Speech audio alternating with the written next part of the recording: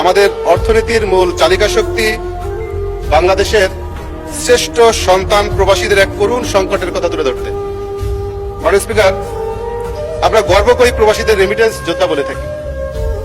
প্রতি বছর তারা বিলিয়ন বিলিয়ন রেমিটেন্স পাঠিয়ে আমাদের দেশের বৈদেশিক মুদ্রার রিজার্ভকে সচল রাখছে।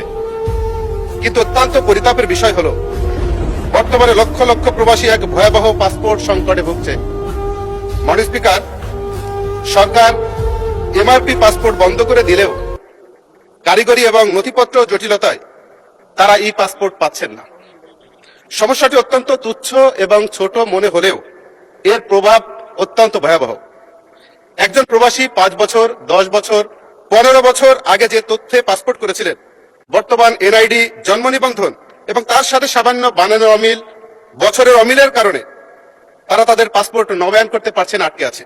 যে কারণে এই সামান্য করণিক ভুলের মাসুল দিতে গিয়ে প্রবাসীরা বিদেশের মাটিতে আজ পরিচয়হীন রোহিঙ্গাদের মতো অনেক সময় বসবাস করতে হচ্ছে।